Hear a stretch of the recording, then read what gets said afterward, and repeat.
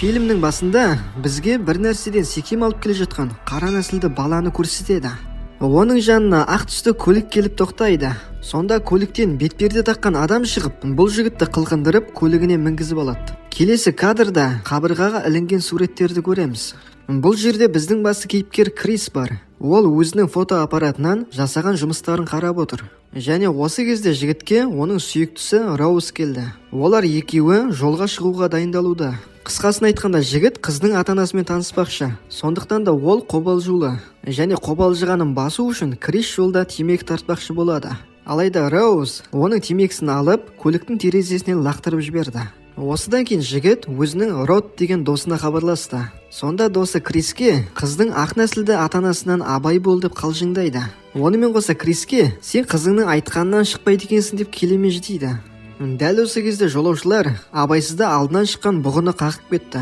Олар тоқтап көліктерінен шықты. Және Крис өлгелі жатқан бұғыны көруге барды. Осы кезде полиция қызметкері келіп, қыздың рөлде мен отырдым деген сөзіне қарамастан, Кристің төлқұжатын сұрады. Сонда Роуз жеңістік бермегендіктен, полиция оларға тиіспей жөндеріне қалдырды.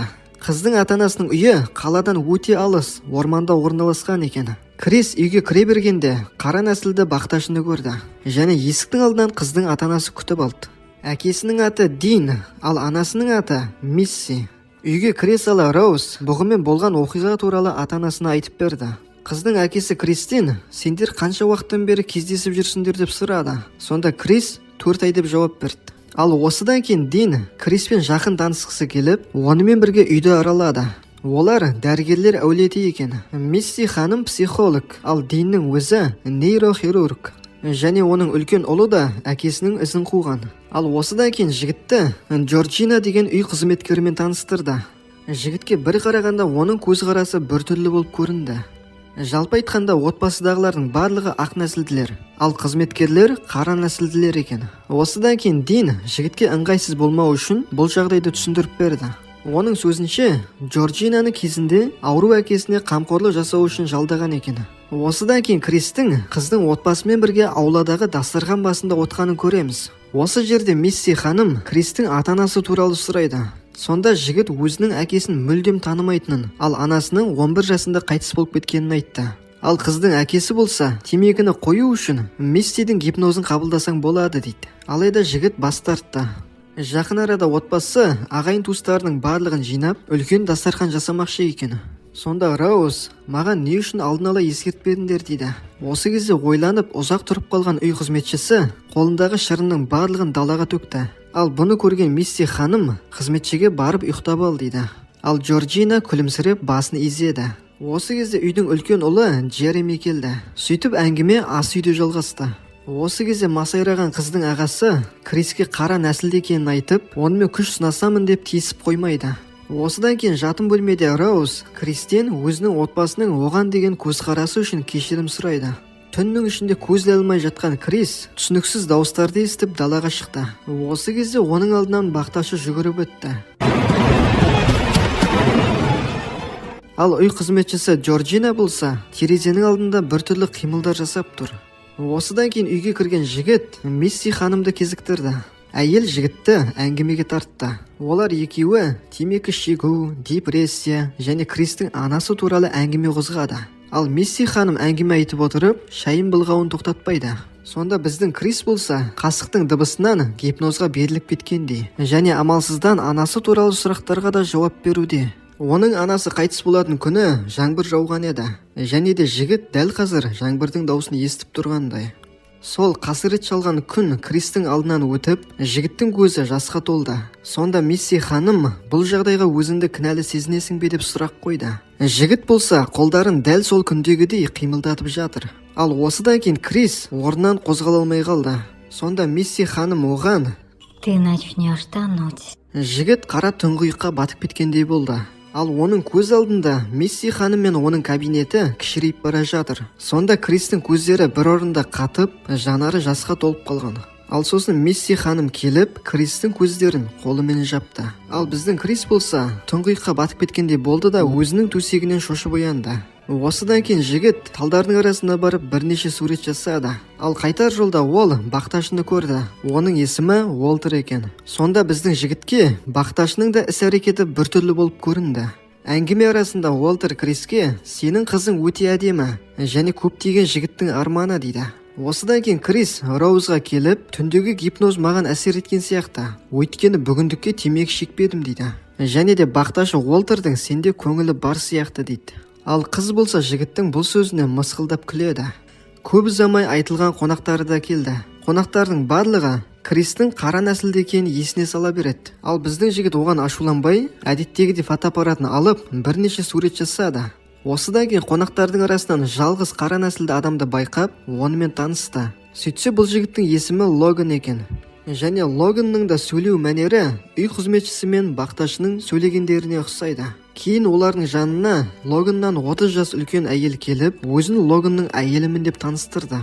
Осыдан кейін біздің Крис бұл жерде бір нәрсенің дұрыс еместігіне мән бере бастады. Ал сосын жігіт қонақтардың арасындағы Джим Ходсон деген адамның қасына келіп отырды. Ол екеуі бір-бірін бұрыннан сырттай таниды екен. Себебі екеуі де фотограф. Крис үйге кіріп жоғарға көтерілді. Сонда қонақтар оның қимылына құлақ асып тынышталып қалды. Жігіттің телефонын біреулер қуаттағыштан ажыратып тастаған екен. Және Кристің ойынша бұны жасаған үй қызметшісі Джованна. Ал Роуз болса Криске бүйректен сирақ шығармай отыршы дейді. Осыдан кейін біздің Крис өзінің досы Ротқа хабарласып, мұндағы болып жатқан қызық оқиғаларды айтып берді. Сонда Кристің досы ондағы қара нәсілді адамдармен болып жатқан оқиғаның барлығы гипноздың әсері болар деп топшалайды. Осы кезде Джованна Кристің телефонын қуаттағыштан ажыратып тастаған үшін кешірім сұрауға келген екен. Когда вокруг много белых, начинаешь нервничать. Жігіттің сөзінен кейін үй қызметшісі көзі жасқа толып тұрса да күлімсіреп жоқ деген сөзді қайталай береді. Ал Крис қайтадан сыртқа шыққанда оған біртүрлі көзбен қарап тұрған қонақтарды байқады. Осы жерде Крис Логанды фотоға түсіріп алды. Сонда телефоннан түскен жарық Логанға әсер етіп, оның көздері мөлдіреп, мұрнынан қан аға бастады. Осыдан кейін ол Кристің жағасынан алып, бұл жерден қаш деп айқайлай берді. Әйелі оны бұл жерден алып кетті, ал Мисси ханым оны тынышталдырған екен. Диннің болжауынша, бұл эпилепсия ауруының белгісі. Логанның жағдайы орнына келген, ол жымиып тұр. Осыдан кейін жігіт пен қыз өзеннің жағасында әңгімелесіп отырады. Кристің сөзінше, ол эпилепсия ауруының қандай болатынын біледі, және Логанның жағдайы эпилепсия ауруына мүлдем сәйкес келмейді. Ал қыз болса, менің әкем нейрохирург, ол өз ісін жақсы біледі дейді. Осылайша әбден басы қатып кеткен жігіт бұл жерден кететінін айтты. Сонда Роуз бұл сөзге ренжіп, мені мұнда жалғыз қалдырмашы дейді. Дәл осы уақытта Дин қонақтарға Кристі аукцион ретінде сатып жатыр. Сөйтіп біздің қара жігітті фотограф Ходсон сатып алды. Ал мұнда бұл жағдайдан хабары жоқ Крис Роузға анасының өліміне өзін кінәлайтынын айтып отыр. Ал қыз оны жұбатып құшақтауда. Роуз жігіттің өміріндегі жалғыз қымбат адам болғандықтан сүйіктісін жалғыз қалдырғысы келмейді. Осылайша олар үйге қарай қайтты. Ал үй жақта қонақтар тарқап жатыр екен. Ал мұнда Дин мен Мисси ханым оларға тесіліп қарап тұр. Үйге келгеннен кейін Крис Логанның фотосын өзінің досы Ротқа жіберді. Сонда досы дереу кері хабарласып, Логанның үсті жоғалып кеткен Андре Хейберт деген адам екенін айтты. Енді Крис бұл жерден тез арада қашу керектігін түсінді. Және оның телефонының қуаты өшіп қалды. Осы кезде жігіт ашық тұрған есікті көріп, оның ішіне кіреді. Осы жерде Роузаның көптеген қара нәсіл жігітпен суретке түскенін көреді. Бұл суреттердің ішінде Уолтер, Логан, Джорджина да бар.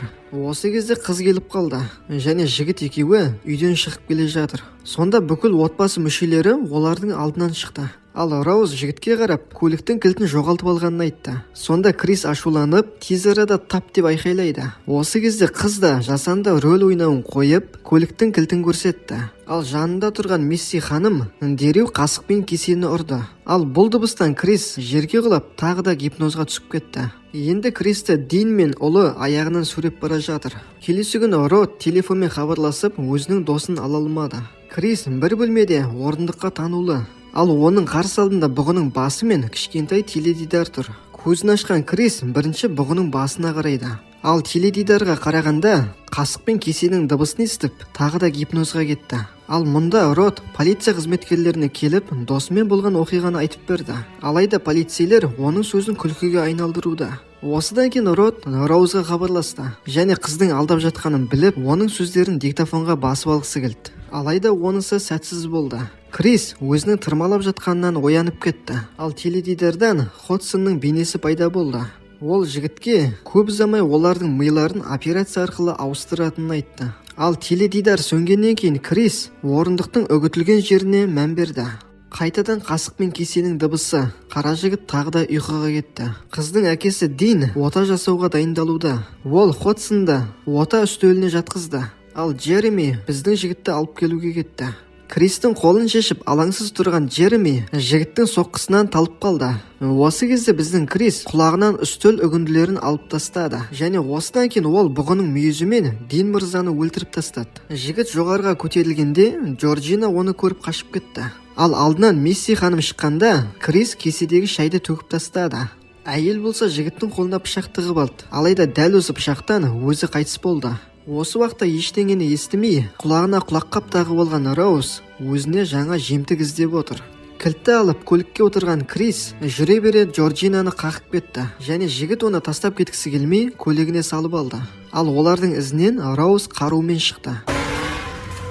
Бабушка. Осы кезде Джорджина Криске қарап, менің үйімнің тасталқанын шығардың деп ұрғылай бастады.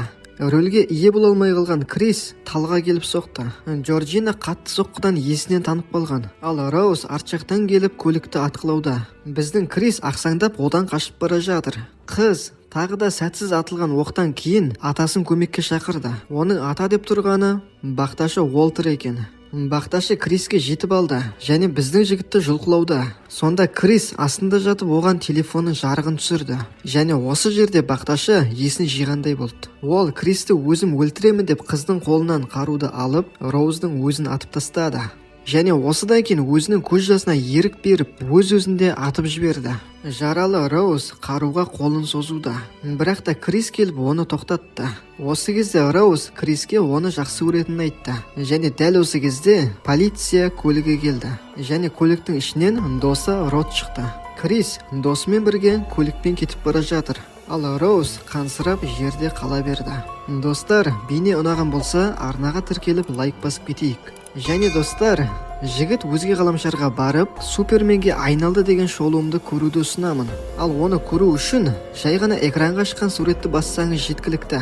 Келесі көріскенше аман сау болыңдар достар.